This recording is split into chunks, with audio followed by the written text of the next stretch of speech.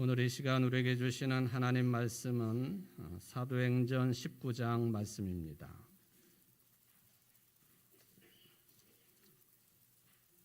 사도행전 19장 1절부터 7절까지 말씀을 봉독해 드리겠습니다.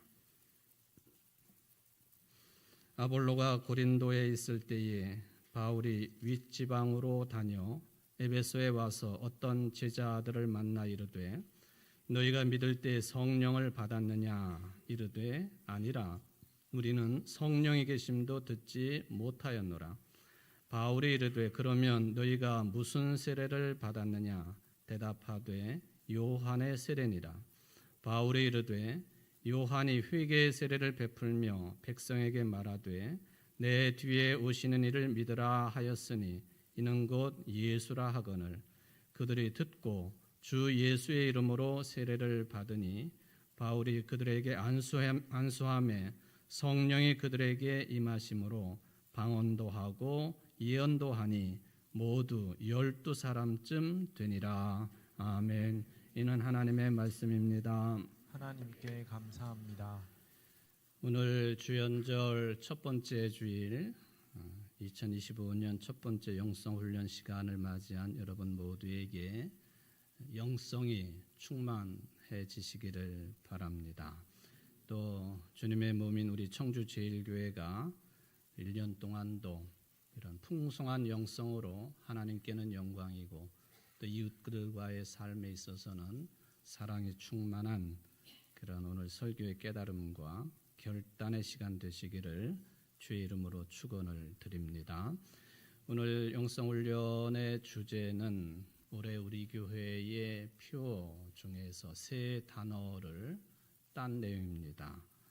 치유, 회복, 성장이라고 하는 표현인데 제가 오늘은 이제 주연절에 관련된 말씀을 드리고 다음 주일 청지기이직 신앙 수련회 때에 이 표어에 따른 말씀을 또 이어서 드리도록 그렇게 하겠습니다. 주연절에 대해서는 여러 차례 여러분들에게 또 절기 때마다 말씀을 드렸기 때문에 잘 기억하시는 분들이 계실 겁니다. 전통적으로 보면은 1월 6일 이때가 이제 주연절이 시작되는 때로 되어 있는데 나라에 따라서는 1월 5일부터 8일 사이에 한 주일이 이제 이 주연절의 시작으로 그렇게 안내되기도 한다 하는 것을 살펴볼 수가 있겠습니다. 각 종교에 따라서 이 주현절을 표현하는 그 내용이 조금씩 차이가 있습니다. 저와 여러분들은 개신교회 소속 교인들인데 개신교에서는 이 절기를 그야말로 주현절 그렇게 부릅니다. 에피파니라고 하는 그런 용어로 부르고 있죠. 근데 이제 천주교인 로마 가톨릭에서는 주님 공현 대축일, 그러니까 주현이나 또는 공현이나 같은 개념이지요. 또 성공에서는 그래서 공현절 그렇게 부르고 있습니다. 또 동방 정교회에서는 신현 대축일 또는 주님 세례 대축일, 성삼위일체 대축일, 뒤에 용어는 조금 생소한 면이 있는데 어쨌든 로마 가톨릭이든 개신교든 성공회든 표현하는 단어는 다르지만은 주현, 공현 또는 신현, 그러니까 예수님께서 하나님으로 공적으로 나타나신 날 그런 뜻이에요. 공현, 주현, 신현 다 비슷한 뜻을 가지고 있다 하는 것을 볼 수가 있겠죠. 주현절을 우리가 에피파니라고 부르고 있는데 이 용어는 역시 신약 성경이 헬라 말로 되어 있잖아요. 헬라 단어 가운데 그 나타남, 출현이라고 하는 뜻을 가지고 있는 에피파니아에서 파생된 용어입니다. 다 이게 주현, 공현, 신현의 개념이라고 하는 것이죠. 예수님의 신성이 사람들 앞에서 공식적으로 나타난 그런 절기 또는 그것을 기억하고 기념하는 때, 이게 이제 주현의 의미가 되겠습니다. 그렇다면은 이 주현절의 의미를 이렇게 찾을 때에 성경에 있는 어떤 사건과 내용을 기준으로 해가지고 이 주현절을 지키고 있느냐, 요거에는 좀 차이가 있겠습니다. 서방 기독교 또는 뭐 로마 가톨릭이라고 할 수도 있겠죠. 이 주현절의 상징적인 사건은 예수님이 태어나셨을 때에 저 동방으로부터 동방박사 세 사람들이 황금과 유향과 몰약을 가지고 예수님을 찾아와서 경배하지 않습니까? 서방 기독교에서는 이 동방박사의 아기 예수의 방문을 주현절의 어떤 주요한 계기라고 표현을 합니다. 이에 반해서 동방 기독교에서는 예수님께서 요단강에서 자기보다 6개월 먼저 태어난 친인척 관계인 세례자 요한으로부터 세례를 받으셨죠. 동방 기독교에서는 이 세례 받은 것을 기준으로 주현절 의미를 찾고 있다 하는 이런 차이가 좀 있기는 합니다. 물론 이제 가끔 그 유럽에 있는 교회당이나 성당들을 방문하고 보면은 우리와는 다르게 이 엄청난 규모의 세례대를 이제 주요한 자리에다가 위치해 놓고 있지 않습니까? 그러니까 본당에 그렇게 세례대를 놓는 경우도 있지만은 또 특별하게는 세례당을 다른 건물로 만들어 가지고 거기다 세례대, 세례반을 놓고 세례를 베풀기도 하지요. 근데 어느 때 보면은 이 세례대에 조각을 해 놓았는데 그 조각의 내용이 동방박사의 방문이 세례대에 조각이 되어 있는 경우가 있습니다.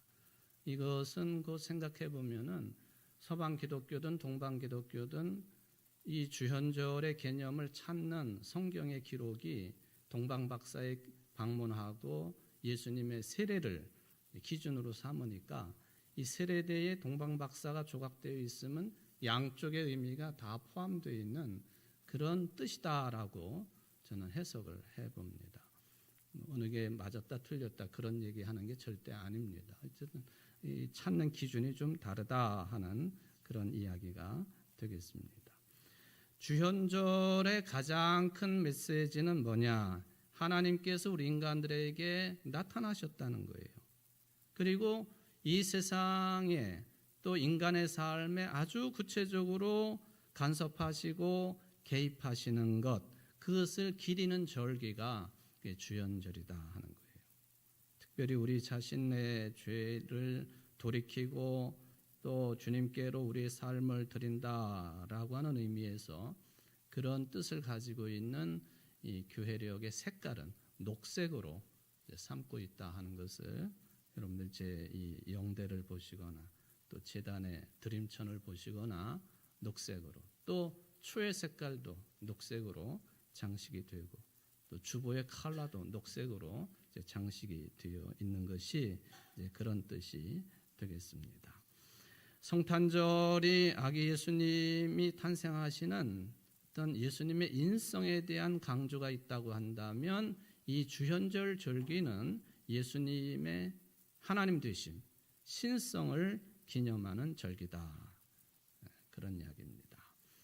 그렇다면 이 주현절 절기가 뭐 어느 때쯤 무엇 때문에 탄생을 했느냐 하는 것도 좀 궁금한 내용이 되겠습니다. 그것은 이단 세력과의 싸움 때문에 탄생한 절기가 주현절이라고 하는 거예요. 물론 이 주현절 절기뿐만 아니라 실은 더 넓게 보면은 신약 성경 27권이 구전으로 전해져 오다가 사도 베드로의 사도 바울의 베드로 전후서가 가장 먼저 글자로 기록이 되고 그 외의 책들이 이제 문서화돼 가지고 우리에게 전해지고 있는데 신약 성경을 이렇게 글자를 만들고 또 책으로 만들어 가지고 그것을 정경으로 채택을 한 근본적인 이유가 뭐냐 하면은 이단과의 싸움이에요. 말로 전해서는 안 되겠다. 그러니까 이단과의 극렬한 싸움에 있는 그리스도인들을 위해서 또 우리의 후대 자녀손들을 위해서 이것을 책으로 만들어 가지고 정경으로 채택을 해야 되겠다 해가지고 탄생된 것이 27권의 신약 성경이죠.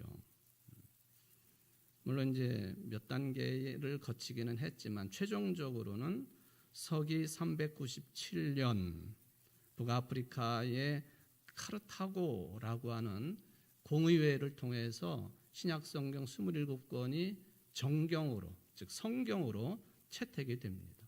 이 카르타고라고 하는 지역은 지금의 북아프리카의 튀니즈 일부 땅이 되겠습니다. 그 옛날에는 북아프리카가 기독교가 굉장히 왕성했던 지역이라고 하는 것 언제도 제가 언급을 해드렸죠. 무슬림 역사가 시작되면서 다 무슬림화가 되었는데 그 이전에는 다 기독교 세계였다 하는 거예요. 자, 이단들이 도대체 무슨 주장을 했기 때문에 주연절 절기가 탄생을 했을까? 아예 예수님의 존재 자체를 부인하고 좀 더 구체적으로 말하면 하나님이신 예수님이 어떻게 죽을 수밖에 없고 썩어질 수밖에 없고 유한하고 제한적인 우리 인간의 몸을 빌어서 올 수 있느냐? 그거는 절대적으로 불가능한 일이다. 이런 주장을 하는 사람들이 있었습니다. 그런 사람들을 소위 우리는 영지주의자들 그렇게 부릅니다. 영지주의자들의 가장 큰 그 철학적인 흐름의 배경이 뭐냐 하면은 보이지 않는 것이 선한 것이고 눈에 보이는 것은 악한 것이다. 그러니까 우리의 영혼은 선한 것이지만은 그러나 우리의 몸뚱아리는 악한 것이다. 이게 기본입니다. 어떻게 예수님이 하나님이시라고 한다면 이 악한 몸을 가지고 올 수가 있느냐? 그건 어불성설이다. 그럼에도 불구하고 예수님의 존재는 믿었어요. 예수님이 사람의 몸을 입고 오신 것이 아니라 그림자로 오신 것이다. 영적인 존재로만 오신 것이다. 그래서 이들이 주장하게 되는 그 이론 중에 하나가 이 도케티즘이라고 하는 가현설이라고 하는 주장입니다. 예수님이 절대로 우리와 같은 몸을 입을 수는 없다. 신약 성경에 보면은 이 예수님이 인간이 되신 것을 부인하는 자들은 다 이게 말하자면 쉽게 말하면 지옥에 간다라고 이야기하는 이유가 바로 영지주의의 배경이 있다 하는 거예요. 이러한 영지주의자들의 주장에 대해서 그리스도인들이 유혹을 당하고 교회가 막 흔들리고 그러지 않겠습니까? 교회는 예수님께서 제자들에게 너희는 나를 누구라 하느냐 하는 질문을 하셨고 그 중에 수제자인 베드로가 주는 그리스도시요 살아계신 하나님의 아들이십니다. 그 고백을 했을 때에 내 반석 위에 내 교회를 세우겠다. 예수님이 하신 말씀이에요. 그러니까 교회의 기초는 예수 그리스도에 대한 신앙 고백입니다. 어떤 신앙 고백이냐? 예수님은 하나님이시기도 하시고 예수님은 뚜렷한 한 인간이시다. 여기에 기초를 두고 세워진 게 교회란 말이에요. 이 교회 역사가 이제 2000년이 넘은 겁니다. 바로 예수 그리스도는 완전한 사람인과 동시에 또 완벽한 하나님이심을 강조하는 그 신앙 고백 위에 교회가 세워집니다. 바로 이러한 기본적인 베드로의 신앙 고백을 정리하고 덧붙이고 그리고 이단에 맞서기 위해서 탄생된 절기가 주현절 절기가 되겠습니다. 사실 역사적으로 보면 이 주현절의 시작은 예수님이 아기의 모습으로 탄생을 한 절기인 성탄절보다 먼저 시작을 한 절기입니다. 우리가 생각하기를 뭐든지 시작이 탄생으로부터 되는 게 아닌가, 그러니까 성탄절이 뭔지 아닌가 그렇게 생각할 수 있는데, 아기 예수님의 탄생에 대해서는 그러니까 이론이 그게 크지 않았다 그렇게 볼 수 있는 거죠. 예수님이 인간이고 하나님이신 이 신앙 고백, 이 문제가 아주 첨예한 문제였고 또 중요한 문제였기 때문에 이거를 의미하고 있는 주연절이 먼저 시작된 절기가 된다 하는 말씀을 드릴 수가 있겠습니다. 이 주연절은 절기로 보면은, 시간으로 보면은 어느 때까지 이어지느냐 하면은요, 사순절이 시작되기 전까지 이어집니다. 사순절의 절기는 주요한 특징 중에 하나가 고기를 안 먹는 절기 아닙니까? 그러니까 사순절이 시작되기 전날까지 그냥 배 터지게 먹고 고기를 먹어요.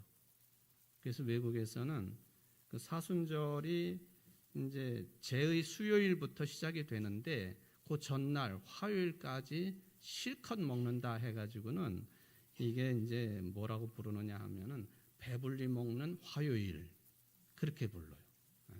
Fat Tuesday, 배불리 배 터지게 먹는 화요일. 특히 사순절이 긴 기간인데 그 동안에 고기를 섭취 못하니까 그 전날까지 그냥 실컷 먹는 거예요.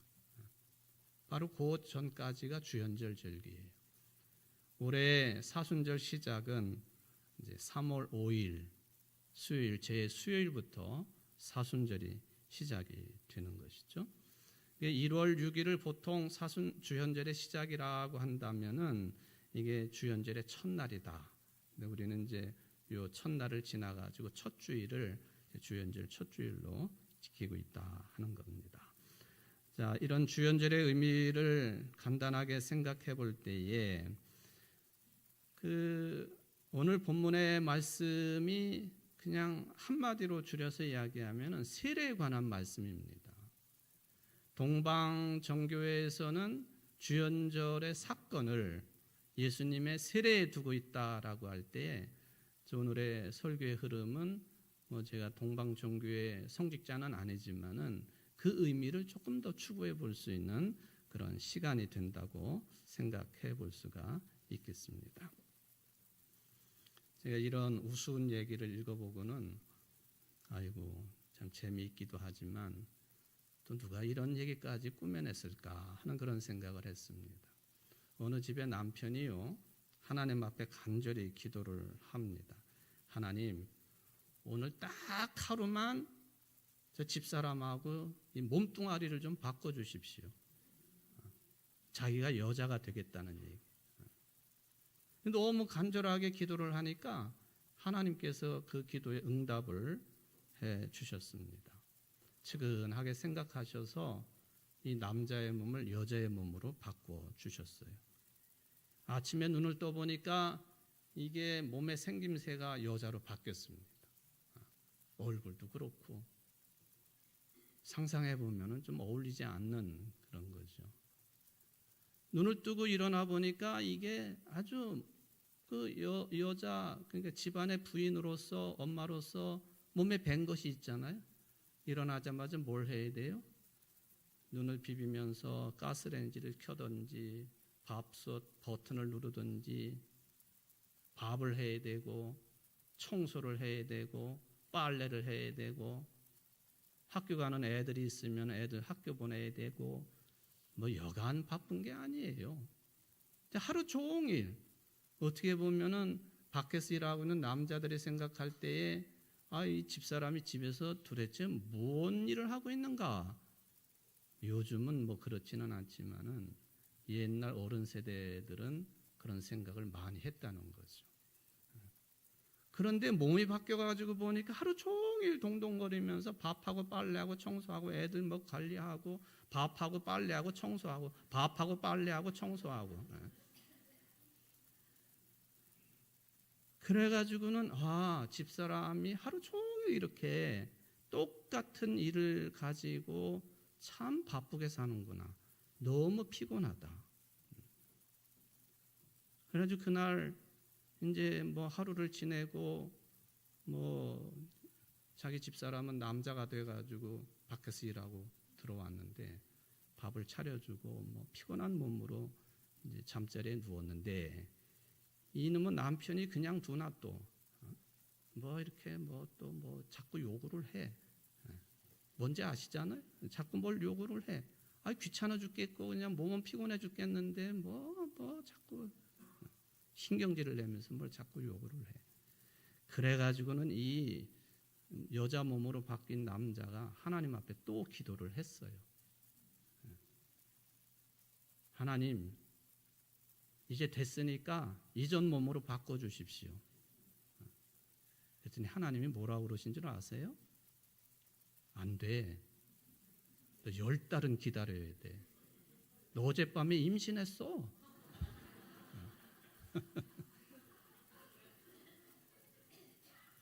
웃기는 이야기죠.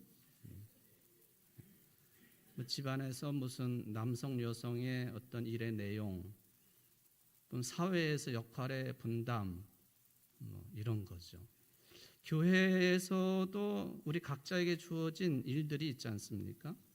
달란트가 다르기 때문에 다른 달란트대로 사명이 주어져요. 성실하고 헌신적으로 감당을 하는데 참 귀한 내용들이에요. 그런데 어느 때 보면은 나는 이렇게 열심히 헌신하고 또 일하고 기도도 열심히 하고 예배도 열심히 참석하고 11조도 제대로 드리고 그런데 보니까 옆에 있는 교인은 뭘 하고 있지? 그런 생각이 들 때가 있어요. 몸이 바뀐 그 남편처럼 열심히 봉사헌신하는데 저 집사님은 저 권사님은 뭘 하고 계시지? 하면서 비교하기 시작하면 그때부터 드는 게 있어요. 시험 드는 거예요. 여러분 교회에서는 절대로 비교하지 마십시오. 주어진 사명 그저 성실하게 묵묵하게 2달란트 5달도 맡았던 청지기처럼 맡겨진 일에 최선을 다하는 것이 제일 좋은 신앙의 태도고 또 교회 생활의 귀한 모습인 줄 믿으시기를 바랍니다.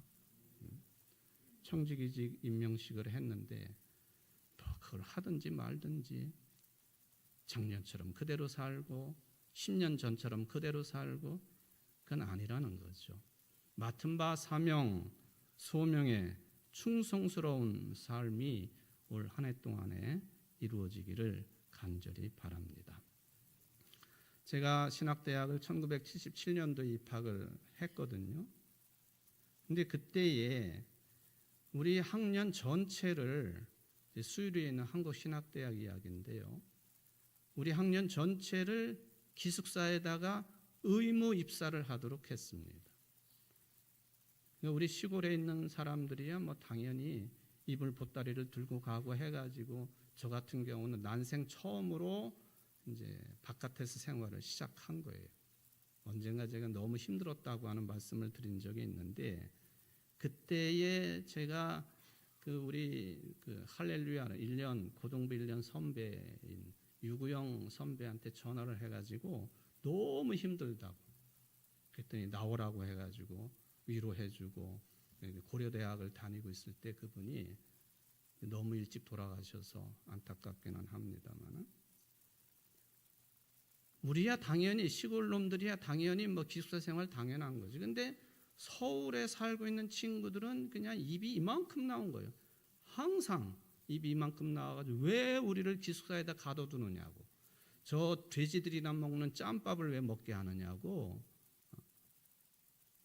그래가지고는 별명을 붙이기를 그때는 토큰을 사용해가지고 버스를 탈 텐데 서울 사는 친구들은 토큰생들, 기숙사 밥을 먹는 사람들은 짬밥생들 뭐 그렇게 부르기도 했어요. 어쨌든 의무적으로 1년 동안 그 기숙사에 들어가서 생활을 합니다. 뭐 젊은 혈기에 아직도 사회생활의 습성들을 버리지 못한 모습들 많은 일들이 있었죠. 지금도 우리 동기들이 만나면 다른 얘기는 별로 안 해요. 그 1년 동안 있었던 일들만 집중적으로 이야기를 합니다. 그만큼 우리 뇌리에 각인이 되어 있는 1년이었다 그런 이야기죠.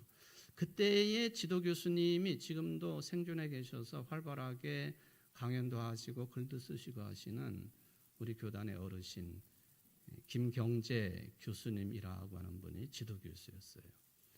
그분 생김새를 여러분들이 한번 인터넷에 찾아보시면 아주 그냥 후덕한 부처의 얼굴처럼 생겼어. 김경재 교수님. 그분이 울타리를 넘어서 대승적 기독교론 서설이라고 하는 글을 쓰셨습니다. 뭐라고 그러시느냐 하면은 우리 그리스도인들이 개인 영혼의 구원, 내세의 영생 복락에만 빠져가지고 민족 공동체 역사 현실을 외면한다든지 공동체적인 삶에 대해서 무관심한다든지 하나님의 피조 세계에 대한 청지기 정신이 크게 누락이 되어 있다든지 그런 경우에 이분이 그런 모습은 소승적 기독교라 그렇게 정의를 내렸어요.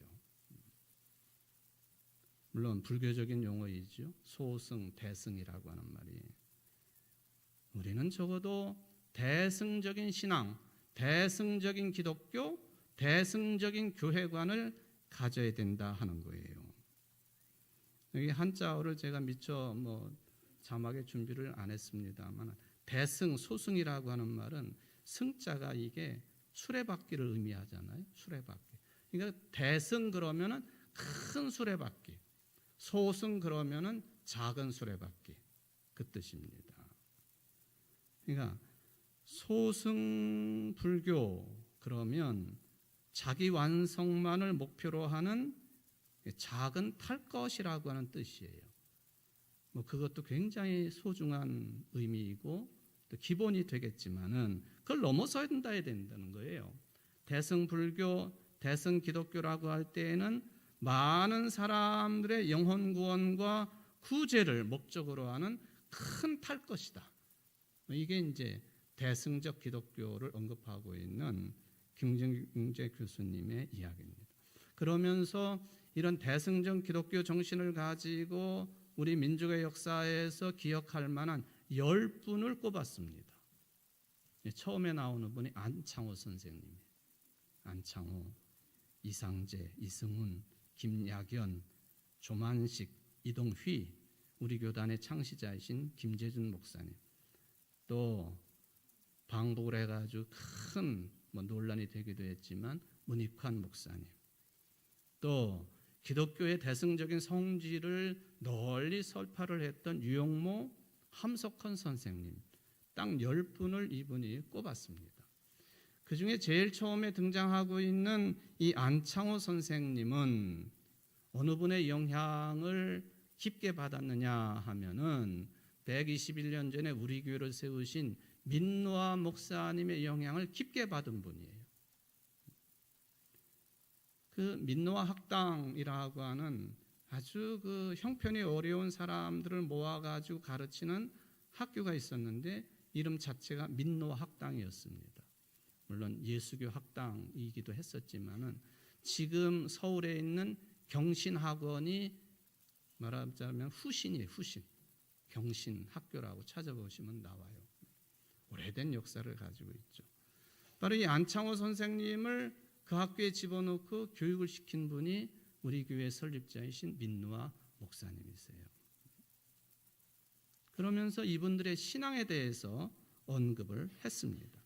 이분들은 하나같이 부분이 아니라 전체를 생각했던 분들이고 개인만의 구원이 아니라 민족 공동체의 구원을 생각했던 분들이고 내세의 구원만을 목표로 하지 아니하고 현세와 내세를 아우르는 큰 믿음을 가지고 살았던 분들.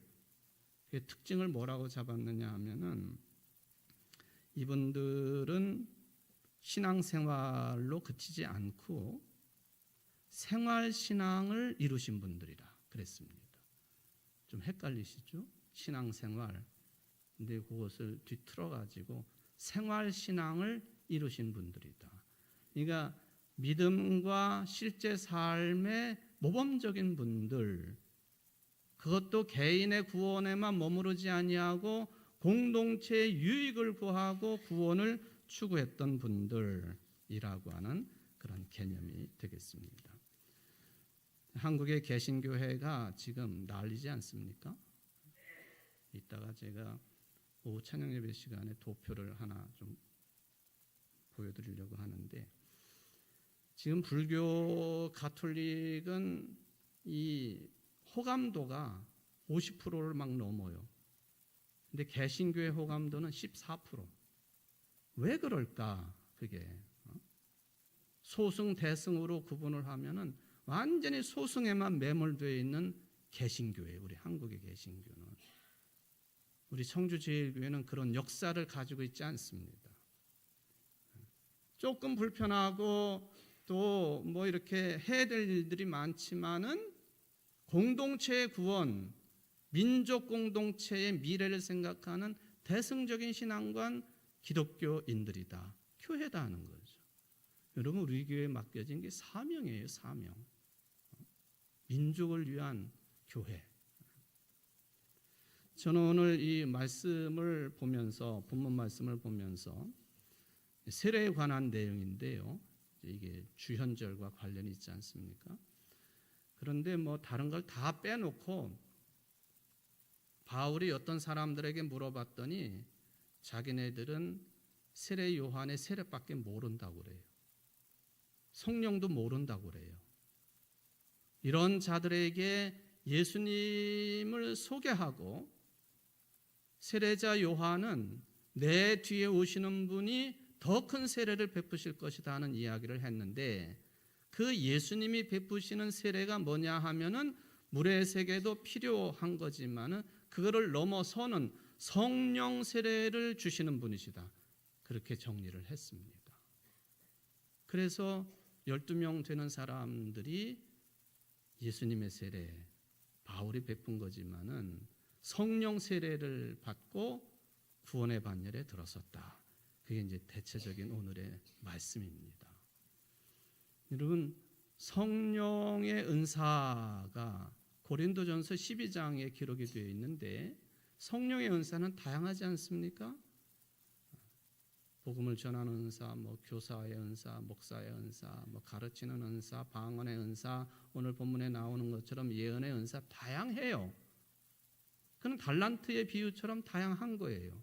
문제는 성령 세례를 받고 성령의 은사 속에 사로잡힌 사람들이 추구해야 될 것이 뭐냐? 소승이냐 대승이냐 하는 거예요.